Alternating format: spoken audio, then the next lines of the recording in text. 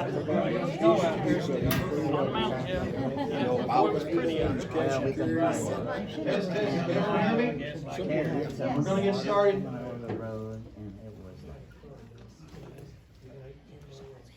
We are very proud of the crowd tonight. And this is our first meeting back since the COVID pandemic knocked us out for a while. We're thankful to be back. And we always like to open with the Pledge of Allegiance. Before we all stand, at this time I'd just ask the veterans to stand. Any veterans here tonight? We appreciate your service. Yes, ma'am. Now everyone can stand.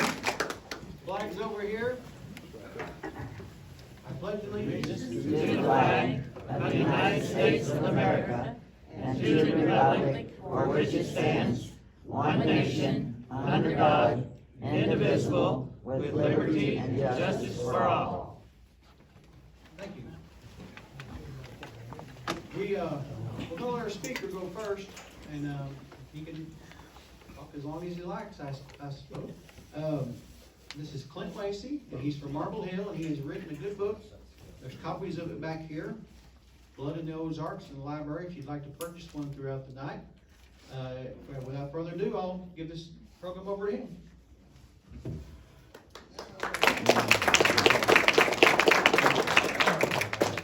Thank you very much. I don't know how to make somebody feel welcome and a bit nervous. I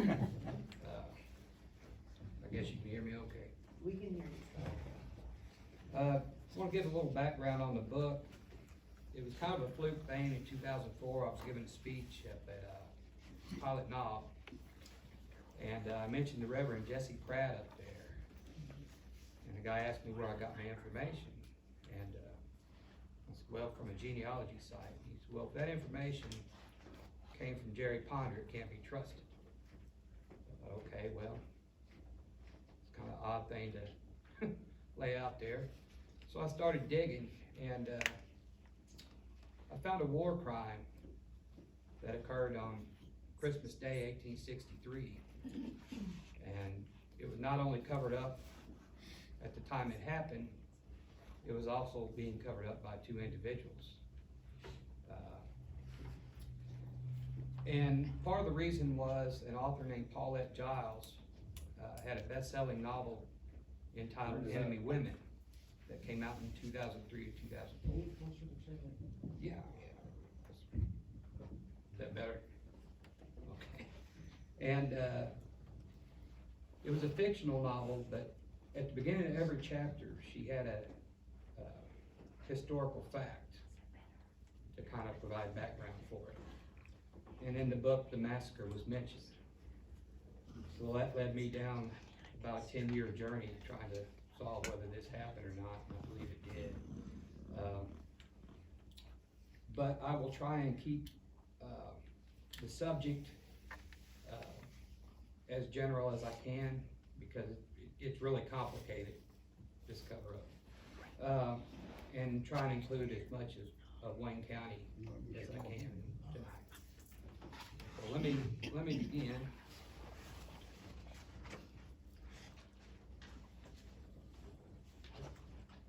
One of the problems we face during the war between the states is lack of documentation. And I found a book called The Organization and Status of Missouri Troops, Union and Confederate, in Service During the War, published by the U.S. Record and Pension Office in 1902, and it states, it cannot be ascertained from how many accessible records what number of home guards, if any, was organized under the act of the Missouri Legislature on May 14th, 1861. Or what number of partisan rangers or troops that were raised for local defense, if any, was raised in the state of Missouri under the acts of the Confederate Congress quoted above. But it is known that a very large number of individuals not belonging to any regular army were engaged in the state in opposition to each other. This would be commonly, if they fought on the southern side under state troops, they were called the Missouri State Guard. And if they fought on Union, they were often referred to as Home Guards. On December 3rd, 1861, Jefferson Davis, President of the Confederacy, perhaps described how the war in Missouri was going to play out best when he said, "The contest in Missouri is therefore to be on a scale of very different proportions than that of the partisan warfare witnessed during the past summer and fall." And that seems to hold up pretty much throughout the war. Let me move on.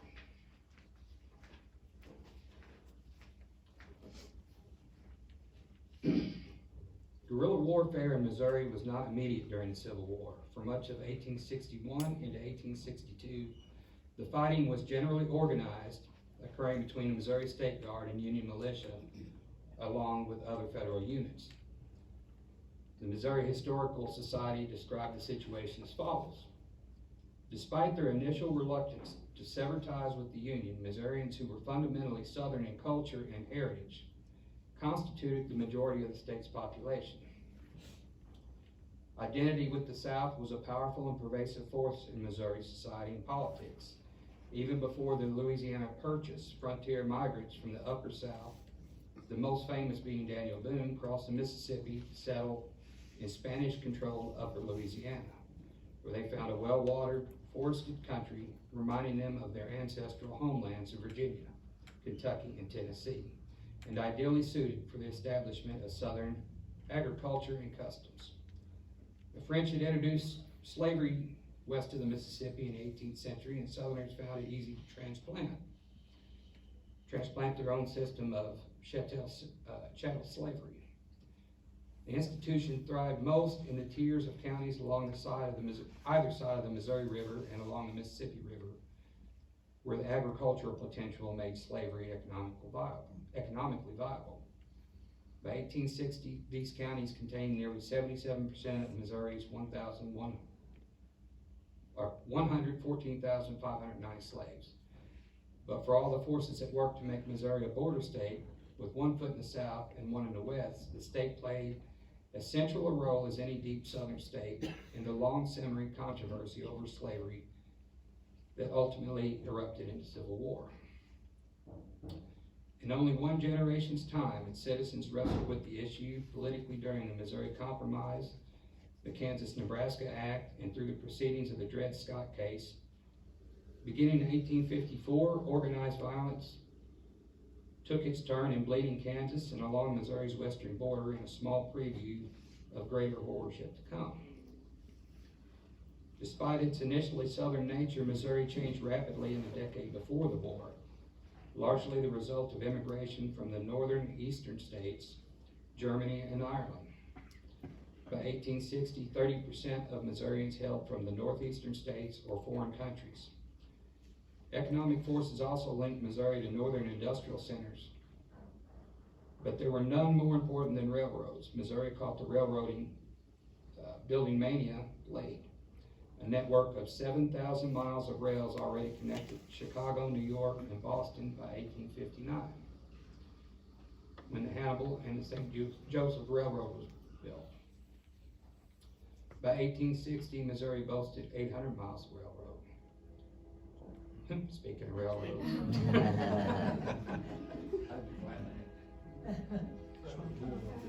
St. Louis, the state's largest city, river transportation hub, and industrial center, had a nascent network of railroads radiating into Missouri's rich agricultural and mineral hinterlands. Less than 2 months after Lincoln's election, South Carolina became the first state to secede from the Union. Six more, Mississippi, Florida, Alabama, Georgia, Louisiana, and Texas, followed suit by February 1861. But the newborn Confederacy was vulnerable in many ways. It claimed only 10% of the nation's white population and 5% of the industrial establishment. And not all the slave states had come on board. Missouri was among 8 upper South border states that had not declared one way or the other. The stakes were high for winning the allegiance of these states, which accounted for more than 1/2 of the population of the South and produced half of the region's horses, mules, 3/5 of its livestock and cereal crops, and 3/4 of its industrial capability. While the majority of Missourians were a product of immigration from the southern states, mainly Tennessee, North Carolina, and Kentucky and Virginia, most wished to avoid war, but the question of secession was unavoidable, and a convention determined Missouri's fate. An accurate description of this period in Missouri history was published by the March 7th, 2011 Springfield newsletter, which stated, as clouds of war gathered in 1861, Missouri became the only state to hold a convention on secession and then voted to remain in the Union. 7 states had already seceded and formed the Confederate States of America. Claiborne Fox Jackson took office as Missouri's 15th governor on January 2nd, 1861. One of his first acts was to ask the General Assembly to call a state convention and to decide on the matter of secession. Chosen in a special election, 99 convention delegates gathered on February 28th in Jefferson City. The delegation was overwhelmingly pro-Union. Former Governor Sterling Price, a conditional unionist who hoped to compromise to avoid war, viewed secession as only as a last resort, was elected president of the convention. As soon as delegates finished organizing, they moved the convention to St. Louis, where it resumed March 4th, the day Abraham Lincoln took office. As soon as the delegates finished organizing, they moved the convention to, After days of impassioned speeches, delegates voted 98-1 in favor of lengthy resolutions saying in part, no adequate cause exists to impel Missouri to dissolve her connections with the federal union, and that Missouri would maintain a state of armed neutrality, and the convention adjourned on March 21st. Although armed neutrality was a concept that would prove hard to implement and ultimately unsuccessful, in an essay published by the National Park Service in its May 1999 newsletter, a rather accurate description of the event that plunged Missouri into the Civil War was given. And this is going to be a description of what some call the St. Louis Massacre and other people call the Camp Jackson Affair. St. Louis lawyer Uriel Wright declared in May 1861, if unionism means such atrocious deeds as have been witnessed in St. Louis, I am no longer a Union man. Wright was referring to what later became known as the Camp Jackson incident, the first and only armed clash between Union and secessionist forces in St. Louis.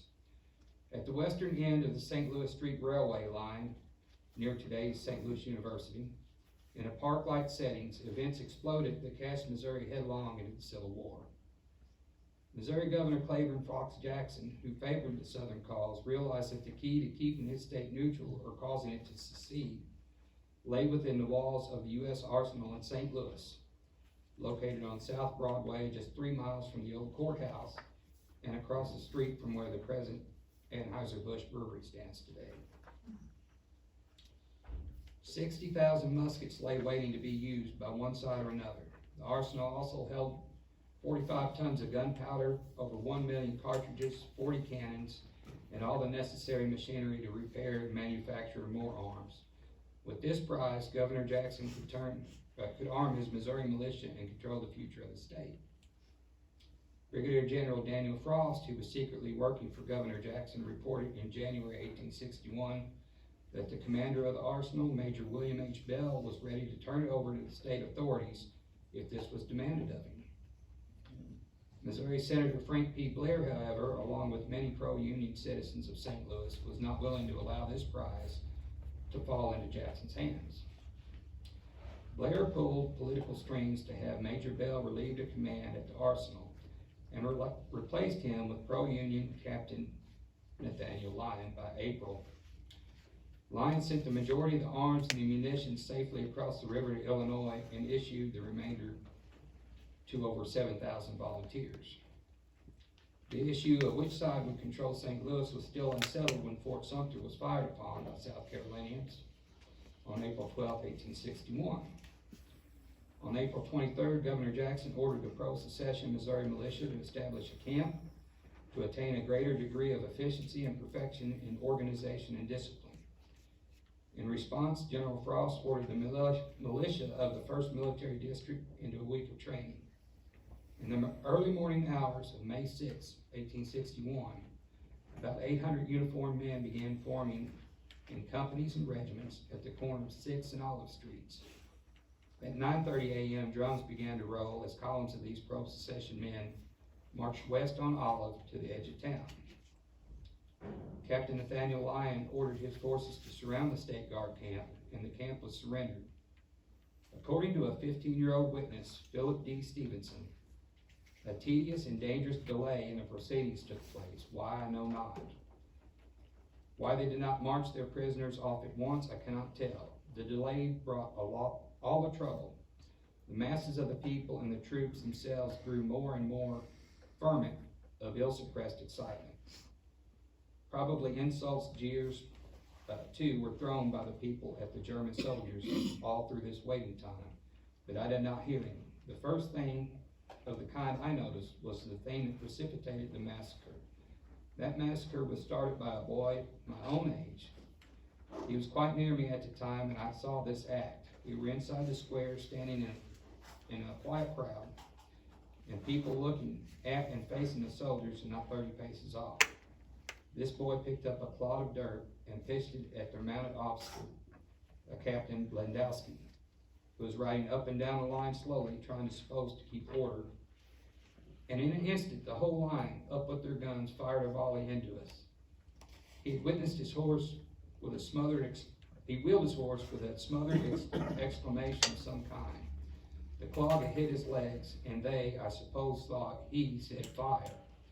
I did not believe that he did, but the mischief was done. The raw, undisciplined, and excited recruits were beyond his control. Their volley was wild and overhead for the most part, but the results were bad enough. Landowski himself shot, his leg shattered, and quite a number of the crowd killed and wounded. That, however, was but the beginning. We ran, of course, pell-mell, but where could we run? Only toward the other side of the square. And as we did so, the other side opened on us, and thus, like sheep in a slaughter pen, for some minutes, nay, after intervals of silence, men, women, and children were kept running from one side of the pen to the other, only to receive another volley poured into them, and some falling killed or wounded at the time. So, picture you're a native-born Missourian, and you recently seen an influx of immigrants who don't speak English, and they arrest native Missourians, and then they begin to shoot them. If you're on the fence at this time, you're probably not going to be on the fence after this incident. And this made up a lot of people's minds. But Price and Governor Jackson were determined to try and keep the state neutral. And on June 10, 1861, Jackson and Price took the train to St. Louis and met Lyon and Blair the next day in the Planter's House Hotel next to the St. Louis County Courthouse. Blair's Missouri Democrat newspaper said of the 4-hour meeting, "The views of the parties were freely given. The Democrat had the gist, not the sizzle." Jackson pressed Lyon to disband the pro-union militia of German immigrants and keep his soldiers in their camps. Lyon responded sternly. And this is very important, this part. General Lyon openly declares that he will kill every man, woman, and child in the state of Missouri before he lets the state dictate to his government one thing. So the direct quote that Lyon gave Jackson and Price was, "Rather than concede to the state of Missouri for one single instant the right to dictate to my government, I would see you and every man, woman, and child in the state dead and buried. This means war." So at this time, there was no hope for neutrality. In August 1861, General Price and General Ben McCulloch, commanding Texas, Arkansas, and Louisiana Confederate regular troops, met General Lyon at the Battle of Wilson's Creek and defeated him. Lyon, who earlier that year proclaimed to General Price that he would see every man, woman, and child dead in Missouri, never lived to see it himself. He died leading a charge. General Price wanted General McCulloch and his troops to help him take back the state of Missouri, but McCulloch refused. And it's my belief if McCulloch hadn't refused, the results of the war would have been quite different. General Price pressed on with his men of the Missouri State Guard, heading north and hoping to accomplish the task that awaited him. The task would be decided in Lexington, Missouri. A very good condensed version of the battle can be found in W.H. Macaulay's Sons of Confederate Veterans, September 2007 newsletter, which states, "Without any help from the Arkansas troops, General Price led his 7,000 Missourians north toward Lexington and the Missouri River.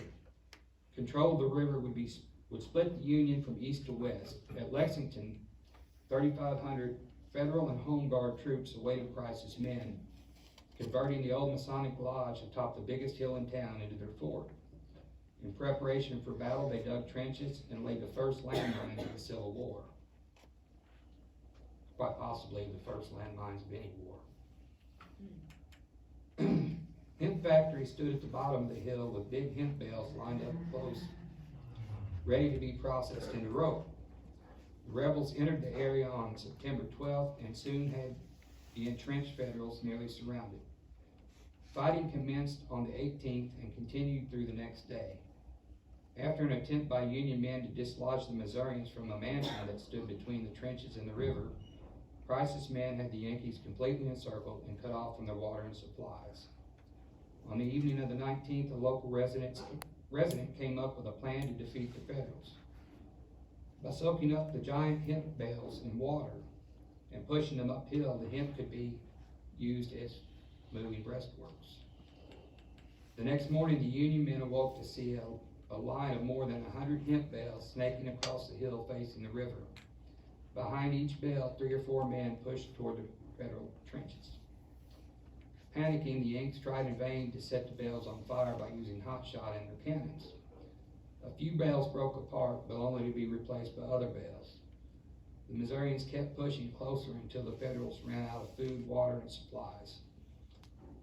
Cut off from reinforcements, the Union men surrounded the rebels, and from that time, the battle came to be known as the Battle of the Hemp Bales. This was an important victory for Price, but without the men of McCulloch from Arkansas, Texas, and Louisiana, they could not hold.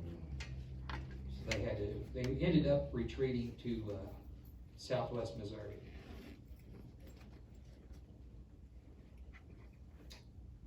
Ultimately, they ended up at Neosho, and the Missouri legislature met and passed an ordinance of secession. And I forgot to mention, after Price and Jackson left St. Louis, the Federals decided to pursue.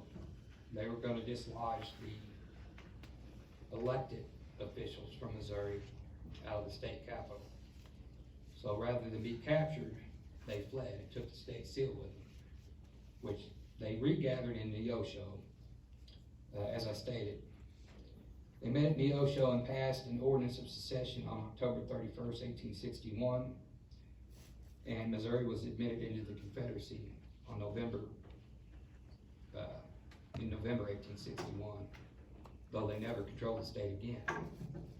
It has been written in the history books that secession was not legal, that there was not a quorum in the Missouri House or Senate present, but according to Colonel Moore, this was not the case. The legislature passed an act of secession in every particular it complied with the forms of law. It was called together in extraordinary session by the proclamation of the governor. There was a quorum of each house present. The governor sent to the 2 houses his message, recommending, among other things, the passage of an act dissolving all political connection between the state of Missouri and the United States of America. The ordinance was passed strictly in accordance with the law, and parliamentary usage was signed by the presiding officers of the 2 houses, attested by John T. Crisp, Secretary of Senate, and Thomas M. Murray, Clerk of the House, and approved by Governor Jackson. The legislature also elected members of the Provisional Congress of the Confederate government, among whom were General John B. Clark, who was succeeded in his military command by Edwin W. Price, son of General Sterling Price, and General Thomas A. Harris, who was succeeded in his command by Martin E. Green. So hopefully I've gotten my point across that even though the majority of Missourians did not want to participate in this war, the events unfolded and it made it impossible to stay out of the war. After the elected legislature fled Jefferson City, the Union authorities proclaimed that they abandoned their post and either appointed or elected new officers in what would become known as the Radical Republican rule of Missouri. There were many incidents in Missouri that proved the federal policy toward partisans and those supporting them in this chapter. I'd like to share several examples of this policy from across the state of Missouri, some from the southeast Missouri region in particular, that prove the drastic measures federal authorities were taking to stamp out all resistance in their occupation of the region.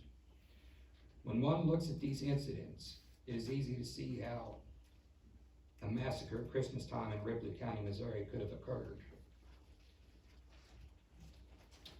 In early 1863, the Federals made good on their policy of no quarter, which meant take no prisoners, toward guerrillas in southeast Missouri and northeast Arkansas. And you have to understand that it didn't matter if these men were in uniform or not. Quite often, the federal authorities referred to them as guerrillas. And their policy was to take no prisoners who were guerrillas. They would be shot. So now we're starting to get a little bit of local history here. In early 1863, the Federals made good on their policy of no quarter toward guerrillas in southeast Missouri and northeast Arkansas. Captain Daniel McGee, a very effective guerrilla fighter in Bollinger County, Missouri, was of particular interest to the Union militia in early 1863. As Wayne Cleancart described in his book, The War for Missouri, operating in this area was an irregular partisan group who started out as the 2nd Cavalry Battalion of the 1st Division of the Missouri State Guard. When Price enrolled Guardsmen into the Confederacy, the 2nd Battalion enrolled and became part of the 2nd Cavalry Regiment of the 1st Missouri Brigade. When many of these men found out that they were to be shipped east of the Mississippi, leaving their homes unprotected from Union forces, they went home and operated under their captain, Daniel McGee. The actual military affiliation of these men has been a hotly contested argument for many years. Some call them deserters from the Confederacy, some call them loyal guardsmen, and others just refer to them as guerrillas. These men were based out of the Mingo Swamp near present-day Arab, Missouri, on the farm of McGee's brother-in-law, Simeon Cato. Hearing of the most recent activity in the area of Mingo Swamp, Colonel Lazier ordered 7 companies to form at Dallas, which is present-day Marble Hill, Missouri, on the night of February 2nd and marched toward the swamp. En route, a Union scout reported in the vicinity of the ford at Bollinger's Mill, currently Zelma, that Confederates had captured 3 outright. Whoops, I messed up here. They captured 3 Confederates at a ford at Bollinger's Mill. 3 were killed outright and another 2 were tortured into confessing where Daniel McGee's camp was.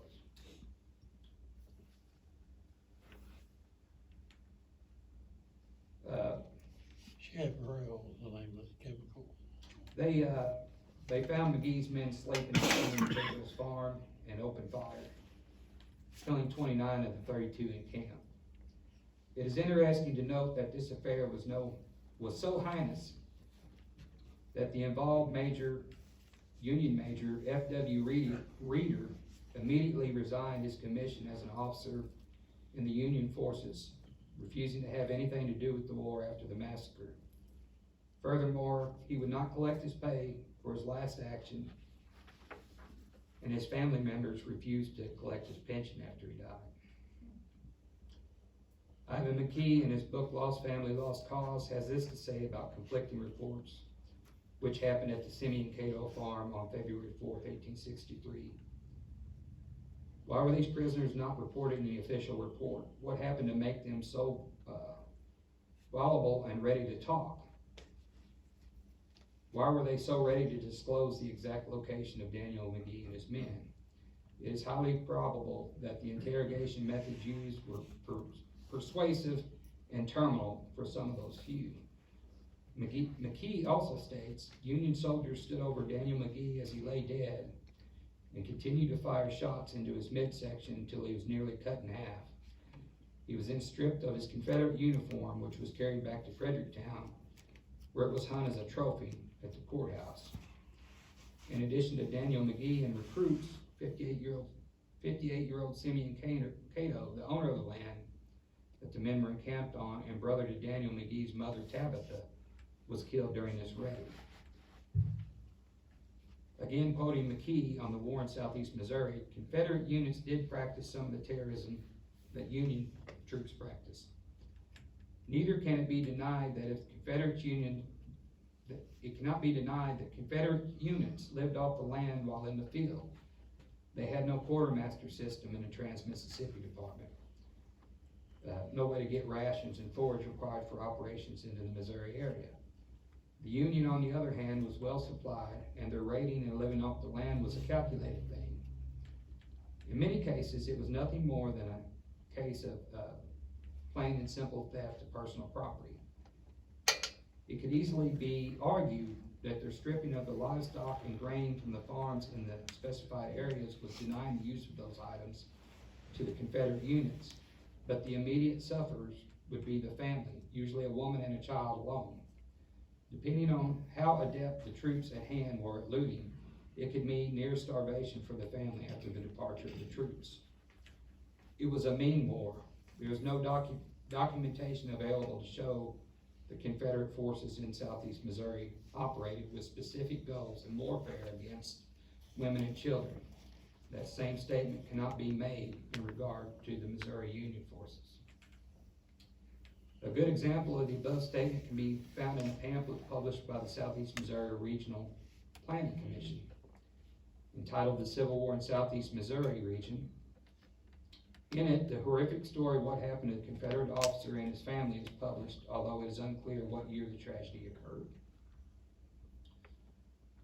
This incident actually happened not too far from my home in Marble Hill.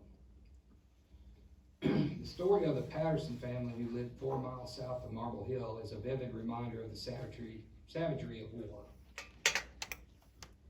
Here, along what was once the main trail to Zelma, William Patterson, a Confederate officer, his wife, and their four young children were murdered, and their bodies weighted with rocks and thrown into the deep spring on their farm. The family's house was burned, and it was several weeks before the bodies were found. They were buried on a hill near the spring. Spring was relatively quiet as far as guerrilla activity in southeast Missouri is concerned later in 1863. Perhaps it is because in late April, Confederate General Marmaduke began his campaign into southeast Missouri with the intent of capturing Cape Girardeau. Most historical accounts list the amount of men under Marmaduke during his 1863 campaign at 5,000, but the May 2nd, 1863 edition of the New York Times estimated his force at 10,000. According to the New York Times, our batteries and the heavy artillery at Fort B did the enemy great damage. Whenever they appeared in sight, our shot and shell scattered them. The rear of our artillery was terrible. After the battle, the ground occupied by the enemy was found scattered here and there with dead horses, and several other dead soldiers were left on the field while many were removed. The force of the enemy is estimated at 10,000 under Marmaduke. The federal force at 2,400 under Brigadier General John McNeil. The regiments were the 1st Nebraska, the 1st Wisconsin, Webley's Battery, and the 2nd Missouri Battery, the other troops of the state militia being held in reserve. A couple things to note here. The goal was to actually not go into Cape Girardeau. General McNeil was known as the butcher of Palmyra because a Union man got killed in Palmyra, Missouri, which is kind of near Hannibal in the northeast part of the state. And he lined up 10 Southerners and executed them. So the Confederates wanted him bad. And word was he was recruiting in Foothills County. And Marmaduke ordered one of his junior officers to pursue him with strict orders: do not follow him into Cape. If he doesn't go into Cape, I'll cut him off at Fredericktown or Ironton, someplace like that. But they wanted him so bad, they defied orders, and that is how the Battle of Cape Girardeau got started. They wanted to kill McNeil. So, and also mentioned is the 1st Wisconsin. A buddy of mine did a thesis on the 1st Wisconsin. It's interesting to know that these were regular Union troops, and a lot of the militia I talk about in this book, they hated them too, because they were so out of control. They didn't want anything to do with them. So, but they wrote quite a bit about the Union militia.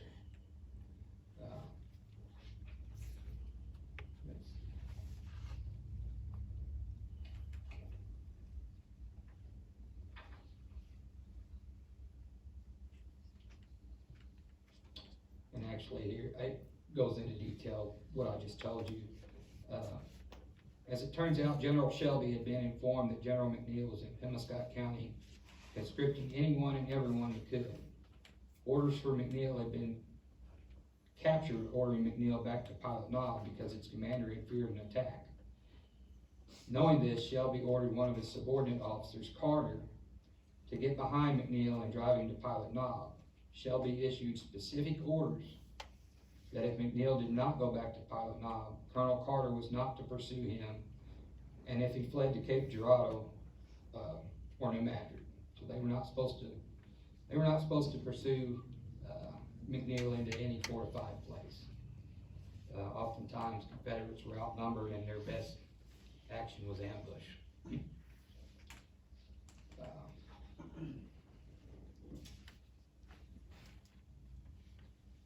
So I'm going to get into a few detailed war crimes, and one of them is the Christ leech killings. And this has to do with Captain William Leeper, who's on the wall here.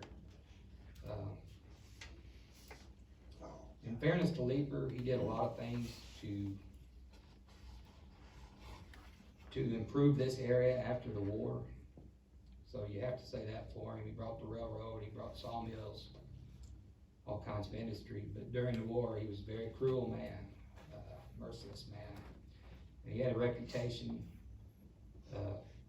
for stealing a lot, which is probably how he gathered his wealth. But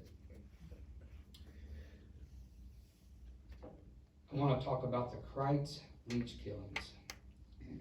In an online forum dated 12/28/2004, author historian Bruce Nichols, in correspondence with Carrion Pulliam, states that he believes Captain William Leeper of the 3rd Missouri State Militia was guilty of killing 2 citizens that he had hired to work on his farm. Dr. Nichols writes, there's a newspaper article by John Lay Chilton in Van Buren, Carter County, on October 8, 1931 about this, and it states, there were 2 men who moved from Kentucky about 1864 to Brushy Creek in the west edge of Wayne County, near Mill Spring. Their names were Kreitz and Leach. William Kreitz had a wife and several children, and one of the Leach brothers had a wife and 1 baby girl. The other, I think, had a wife. The Leaches did some work on a barn for Captain Leeper, but had quit work for him and were living a very quiet life, choosing not to go to war. One morning, they were all 3 arrested, and they and their families soon became aware of the fact that they would be killed, so they began to beg for their lives, promising if they were spared, they would go back to Kentucky and lead a quiet life. But the leader of their captors refused to let them go, saying they knew too much about his business. So they were taken a short distance from their homes and shot down. The Mrs. Leach that was left with the little baby girl was married to James Skiles sometime about 1867 or 1868, and lived on Webb's Creek with Mr. Skiles the remainder of their lives. Both lived to a ripe old age. The little girl, Mary Ann Leach, grew up to womanhood in the Skiles home and was married to C.C. Williams about the year 1879 and died in 1903. There are descendants of the Kreitz family in the vicinity of Elsinore. The rest of the families were blotted out without a justifiable charge, without trial, without any chance of defense. And we'll cover some more war crimes here. The April 1965 issue of the Randolph County, Arkansas Historical Review contains an article by C.G. Johnson about the Civil War in Northeast Arkansas. It is a compilation of a series of articles written by Mr. Johnson and published in the Star Herald newspaper beginning on May 9, 1924. An editor's note indicates Mr. Johnson was 72 years of age when he began his series. His articles are of significant importance for three reasons. First, he mentions civilians fighting under the command of Colonel Reeves. This coincides with General Thompson's statement that in 1861, he authorized James F. White to raise as many men to act as partisan and flankers as he could and to find good horses.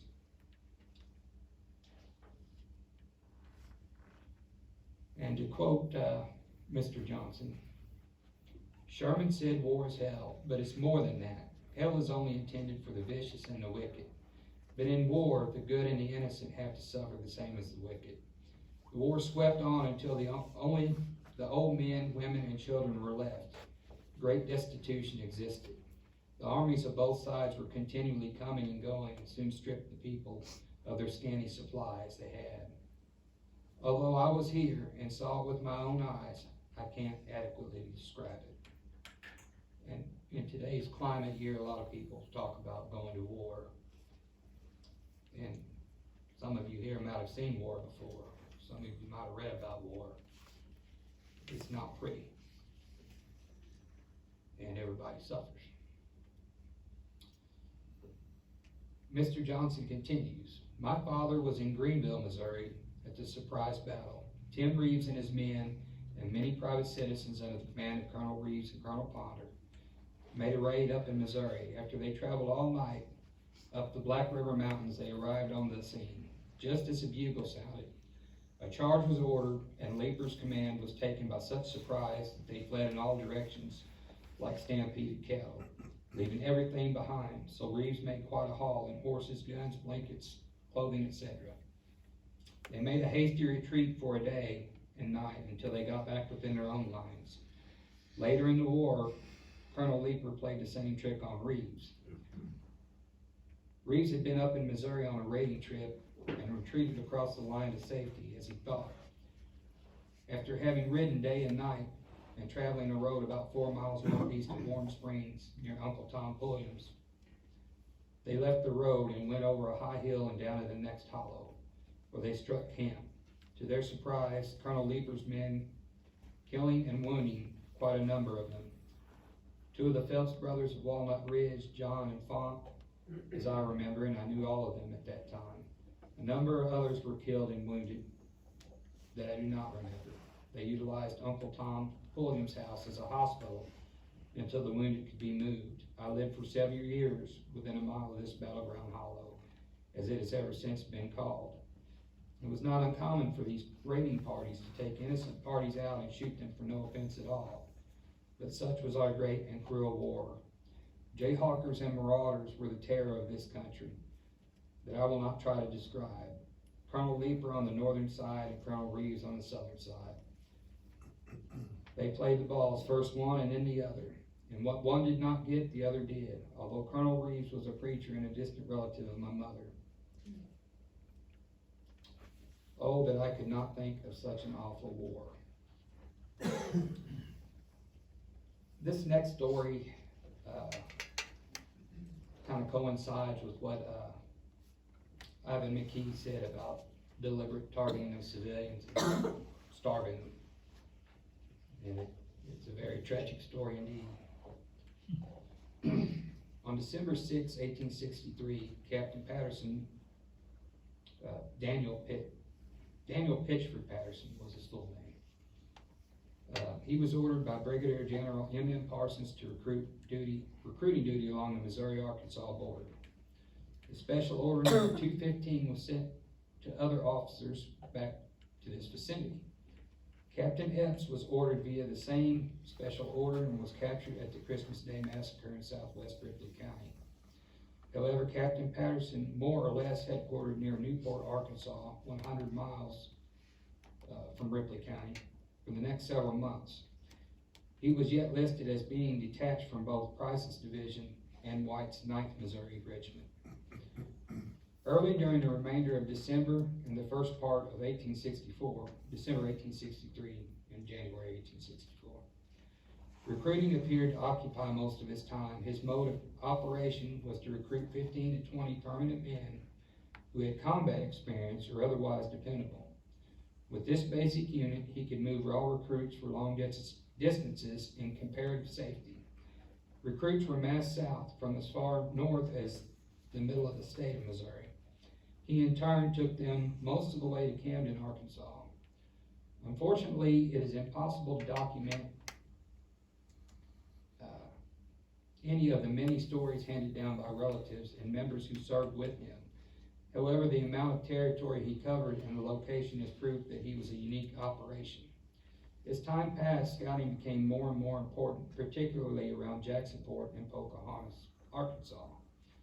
General Shelby was known for his use of scouts, and before General Price's September 1864 invasion of Missouri, Captain Patterson officially became commander of Company B, 15th Missouri Cavalry under Colonel Timothy Reeves. Thus, Captain Patterson became a member of this exceedingly large regiment, whose members operated much of the time as he. It is not known if this company was used as a model or if the idea had been developed by Colonel Reeves and others. The 15th Missouri Cavalry, although assigned to General Fagan, was represented in all of 3 segments of Price's army during the 1864 invasion. Captain Patterson was with General Fagan and the headquarters middle unit and performed as a reconnaissance patrol unit. It is not known if he continued with Price's army throughout the campaign. Apparently, he had inherited longtime members from 15th Missouri Company B, Confederate, and combined these with his skeletal company, which he used for the purpose of moving recruits south to Camden. As late as March 4th, 1865, he was reported at Pine Bluff, Arkansas with 50 or 60 men.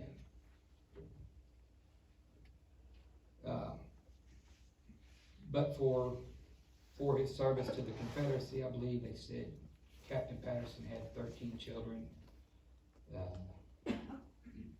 Several of them died of starvation, along with his wife, who died giving childbirth.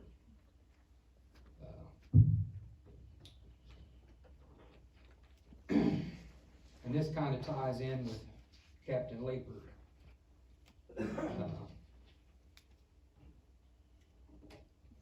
Quoting Ivan McKee in Lost Family, Lost Cause, he says, "Nothing can ever compare with Captain William T. Leeper of Company B of the 12th Regiment Cavalry, later to become Company L of the 3rd Regiment Cavalry, Missouri State Militia Union. An entire book could easily be written about it. There are numerous records remaining on Leeper. Part of them are sad, some are ridiculous, some reflect what appears to be a paranoid state. His record is humorous, sometimes unbelievable, and also contains an extreme case of the abuse of power on Leeper's behalf when a politician sought to improve Leeper's record in 1890. Leeper is an excellent example of the reliance one can place in Goodspeed's history of Southeast Missouri, the most often quoted reference for Southeast Missouri history. He is listed as having organized and gone out with Company D as its captain. That was William Fletz's company. Goodspeed states that in 1863, Leeper was employed by the government to do duty in different regiments. That statement is not correct, either in the year or the statement. In 1863, he was still a member of the 12th Regiment, now the 3rd Regiment. It was from the service, it was 1864, not 1863, that Leeper was dismissed from the service for incompetency. Leeper certainly had no love for Confederates. Some of the letters he wrote seem almost pathetic, and his hatred must have bordered on rumination of a paranoid mind. An example, he had seen a report of a black Union group of soldiers in the general area. He wrote he would like to see the Southern chivalry subdued by the African and continue on in a flank movement with the black soldiers. The term flank movement, as he used it, showed, unfortunately, he had little or no concept of what a flank movement is in military tactics. Reading Leeper's record is difficult, and it is quite easy to make mistakes while reading. Leeper was actually dismissed from the service on April 8, 1864. The reason listed was incompetent. There were sufficient sworn statements to substantiate the charge. And I got some more on Leeper here.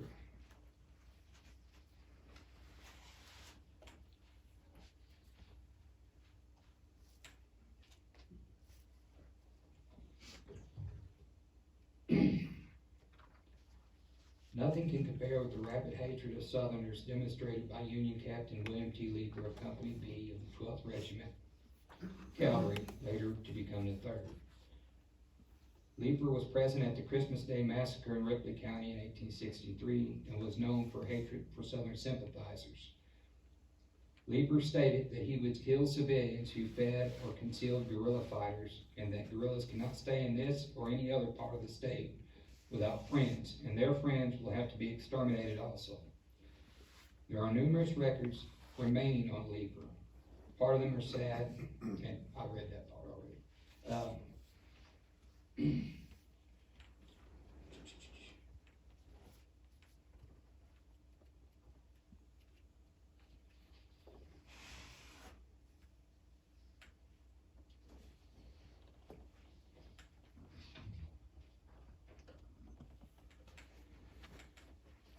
That pretty much covers Leeper. I thought there was more, but there's not.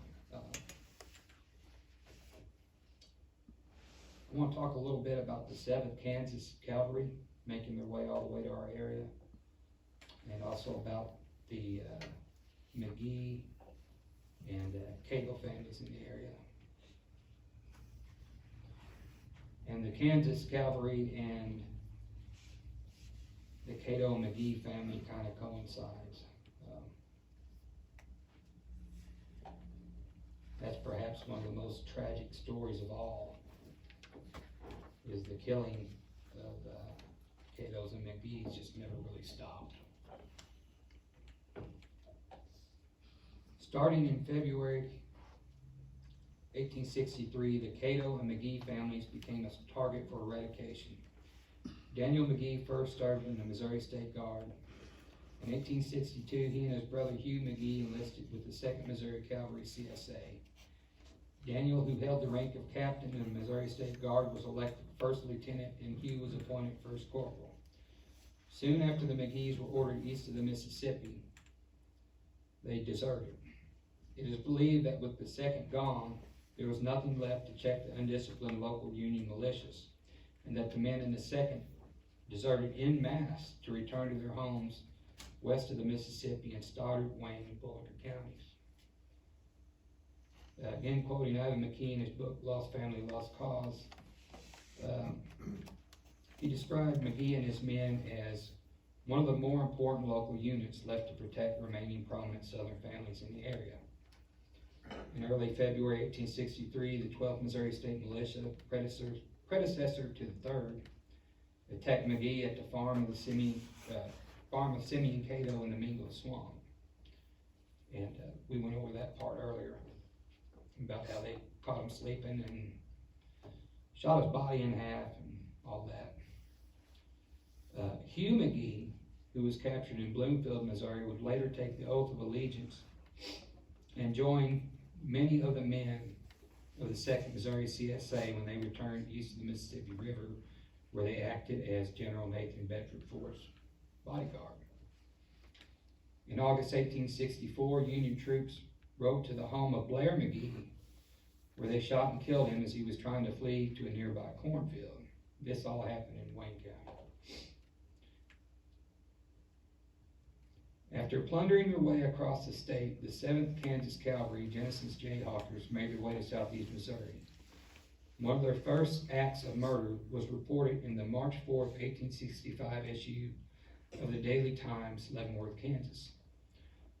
Through the kindness of Mr. A.G. Fraker of the 7th Cavalry, we have been permitted to copy the following items from a letter written by one of the boys of the 7th, now at Patterson, Missouri. It is dated February 24th. Patterson is below Pilot Knob. We are getting this country pretty well cleaned out. We have killed several of the most desperate characters within the past 2 weeks. Have had a few unsuccessful chases after rebels. Most of all the rebel families have been ordered south. We met 2 families on the road to Dixie on foot.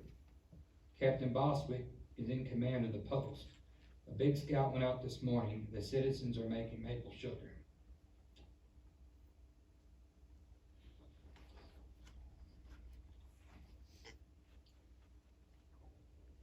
A report found in the National Archives, roll 1638, file 16787, reveals that by May 1865, the Jayhawkers of the 7th Kansas came back to finish the job that the 12th Missouri Cavalry had started. 2 years previously, returning to the Cato Farm in the Mingo Swamp. So, most of the Catos and McGees have been wiped out in one way or the other, but there's still a small portion of them left. So, of course, the 7th Kansas comes down to take care of that. Headquarters, Post of Patterson, Patterson, Missouri, May 7th, 1865. Colonel, in compliance with instructions, I sent Lieutenant Wildley, Company C, 7th Kansas Cavalry, to the residence of the McGees, Cato, and Cowley families with instructions to burn their premises, confiscate their property, and bring the families to this place, which was done. The property confiscated consists of 1 ox wagon, 2 yoke of oxen, 10 head of young cattle, some of which will do for beef, and some 400 pounds of side meat. The families, with their clothing and household furniture, will be sent to Pilot Knob for your disposal. The heads of these families are the most noted desperados in this section of the country. Respectfully, your obedient servant, James Smith, Captain.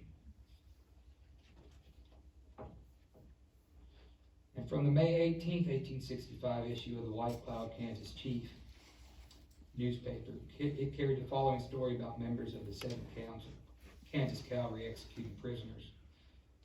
We learned the 7th Kansas and at Pilot Knob, Missouri, had captured some prisoners whom they were holding at the same time of the assassination of the president.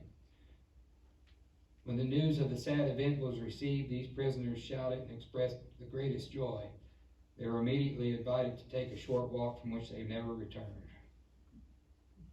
So this happened quite often. Wasn't uncommon. And of course,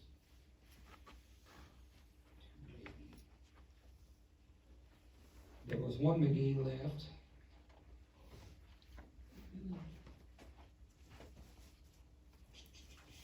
Blair. Yeah. One of them was coming back to, they had surrendered and been paroled. They tried to send, it was a McGee, tried to surrender, and they gunned him and 6 others down after they tried to surrender. And they're buried at the Cowan Family Cemetery here. So, and I noticed one of these newspaper articles up here, or maybe it was over there, I don't remember.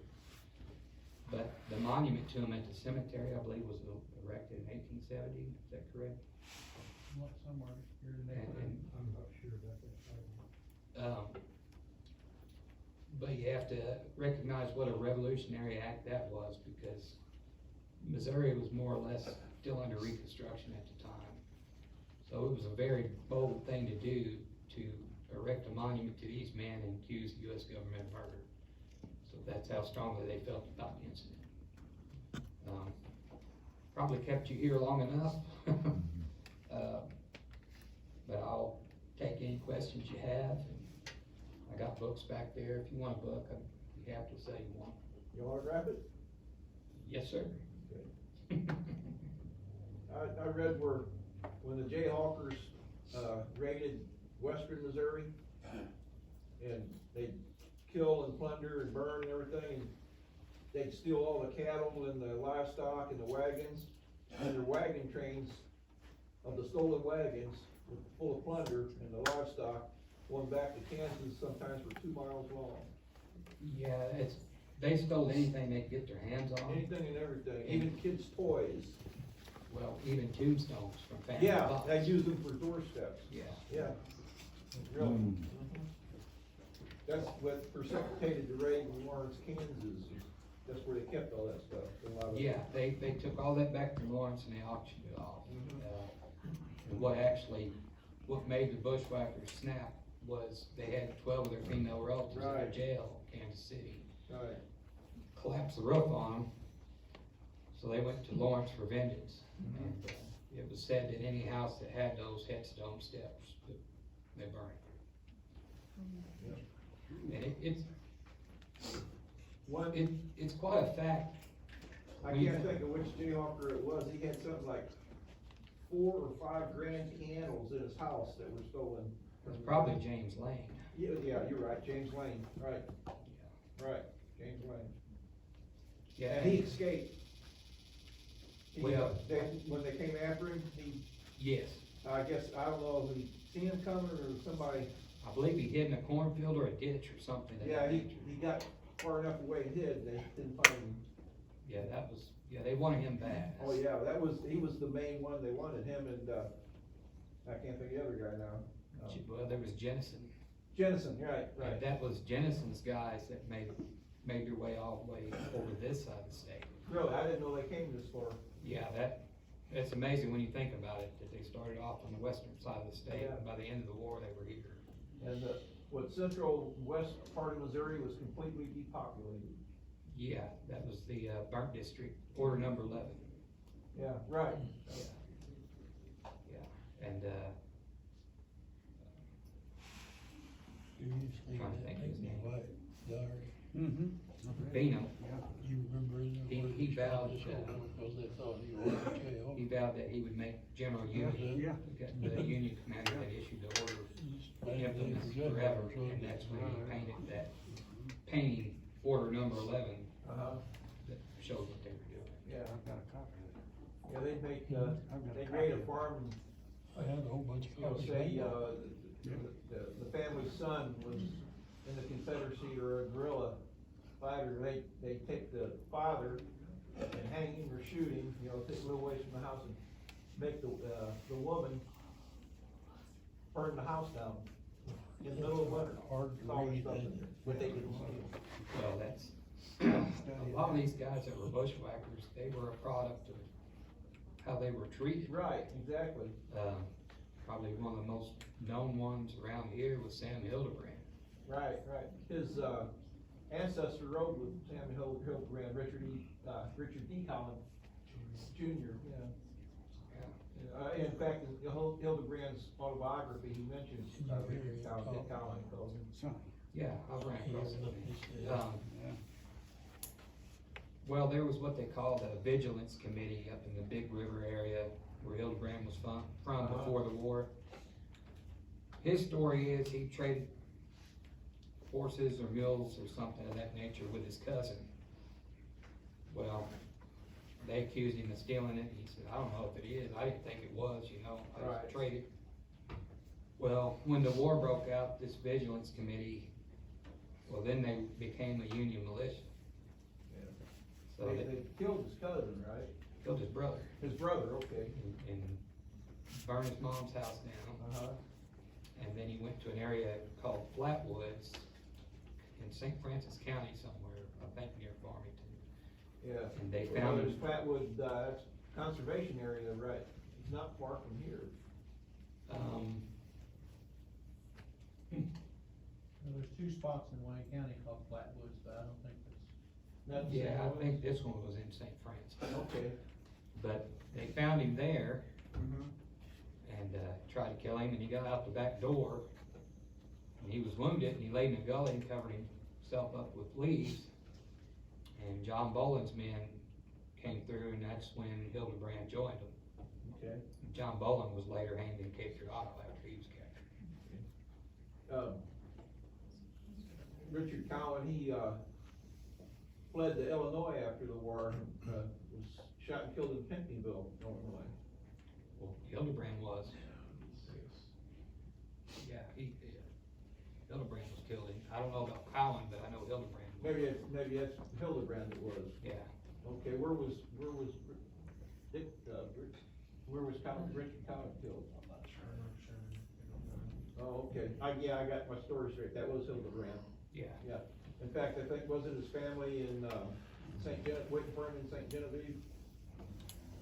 Somewhere in that area, yeah. I found a newspaper archive like in 1869. He went back to the Big River area, and authorities found out he was there and sent a posse out after him. But he was pretty crafty; they didn't catch him. Anybody else got any questions?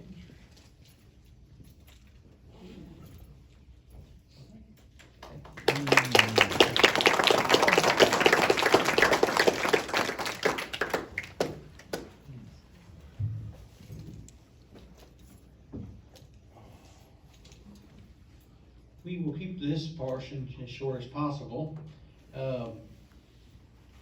First of all, we're gonna have a short members meeting, so I need a motion second to enter into that. Second, all in favor?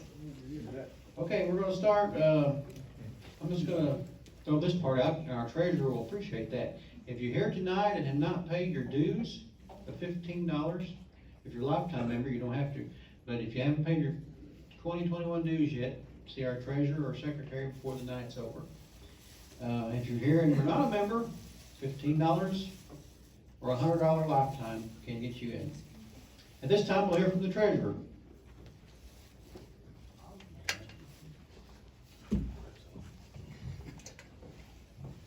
I prepared the annual financial report for 2020. Our income consisted of membership, sales, donations, and rent, and that was $14,996. Our expenses were acquisitions. We spent $7,542.26. We spent $580 on cemeteries. Our electric was $1,334.40. Our insurance for 2020 was $5,182. And we had a miscellaneous expense. This was because of COVID and scholarships and things of that sort.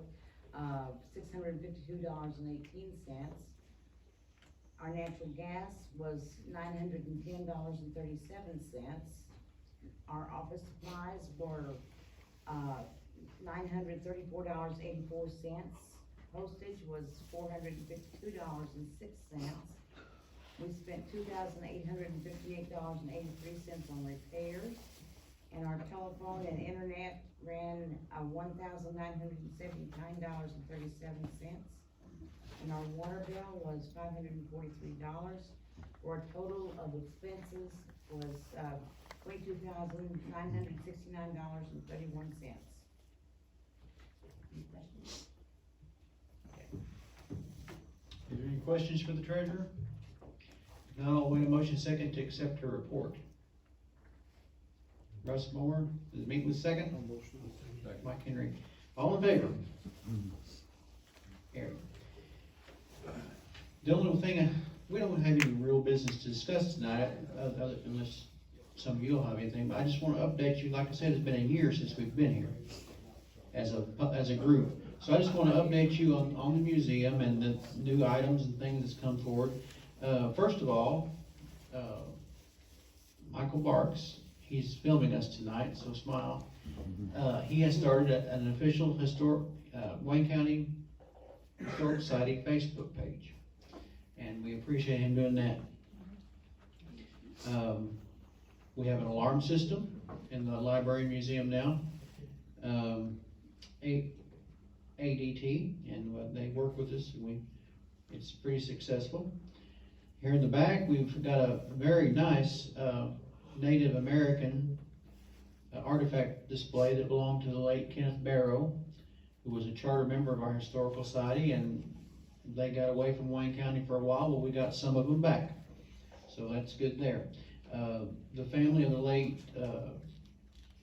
Jimmy Dole Sutton has donated several old photographs and mementos of the Greenville, Piedmont, Patterson area.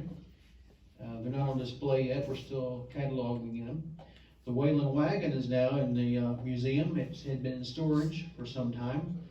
The Wayland wagon is native built here in Piedmont, and we're proud to have it out. And a doctor's buggy we bought from Mr. and Mrs. Shoemake in Patterson last summer. We've had some land patents donated. The Stephen Bounds land patent, Bounds Creek, many of you have heard of that. Judge Short, and then a Cato. A lot of talk of that family tonight. One of the Cato land patents has been donated. We've been running a weekly Luna Museum spotlight in the newspaper. Hope you all have been enjoying that. That was Miss Cheryl Weisman's idea, and it's doing pretty good. The last month and a half, we've every other Saturday have been traveling to Patterson and cleaning the English cemetery, and it was a mess. For those who have not saw pictures, we went there. It was like a jungle. It's been over 20 years since any maintenance had been done to it at all. It's a historical cemetery. There's some Civil War soldiers buried there unmarked. We're going to try to get some monuments for them. In the next few weeks, we'll be planning a Fort Benton cleanup day. Mike Henry is on the Fort Benton committee. This is at Patterson, and as many can come out and help us, we will appreciate that. Michael Barks is also coordinating with, if you buy Best Choice, the brand name, from grocery stores, save your labels, turn them into Historical Society, and after we collect so many, we get money. Free money is always good. Several years ago, one of our members passed away, Cletus Ellinghouse, and he left us the royalties on his publications. And for whatever reason, they were never collected. We found documentation. We were supposed to get these royalties, and they're good books. They're all still for sale. We can get you some if you like. And we in recent weeks have received close to $1,400 in back royalties for those books and publications. For those that shop on Amazon, you can utilize the Amazon Smile option, and it will donate to the charity of your choice. And that Wayne County Historical Society is now on Amazon Smile. Looking forward to the fall, I always want to put this out there in case someone wants to serve on our board. We're going to have 6 seats to be elected. Russ Moore, Gary Beisman, and Harold Twibble, their seats will come due, and that's for a 2-year term. Myself, Rita Clemens, and Ron Henson will come due for a 1-year term. And that's because last year we couldn't meet and have an election, so the board appointed myself and Ron and Rita to 1 year. So we'll have 1 more year. But we're disappointed this year. We're going to be elected officially this fall. But if you're here and you want to serve on the board, tell our secretary and she'll get your name on the pot, in the pot. Looking ahead also, June 8th will be our next public meeting. And at this point, Dennis Hovis here in Piedmont is going to be the speaker, and he will discuss the events in Piedmont in 1972. Whether you believe in aliens, whether you believe in swamp gas, I don't know. But something was happening in Piedmont, Missouri in 1972. There's too many Sunday school teachers and preachers that saw it. So that should be an interesting meeting. It's June 8th, it's on Tuesday night. We met tonight on Mondays. Normally they don't meet on Monday, but tomorrow is election, and we thought maybe that might knock some people out. one last thing, we established a Hall of Honor, many of you got a ballot. And, the results will be publicized in the Wayne County Journal Banner and Daily American Republic this week, so look for that. I'll keep you in suspense as to who the winners are. It's getting late.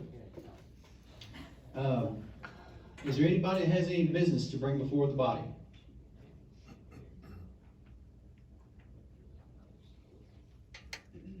Okay, as I said, Mr. Lacy back there has books for sale. If y'all would stand, we have refreshments. And I'm gonna ask Gary Wiseman to ask the blessing on the refreshments and close our meeting.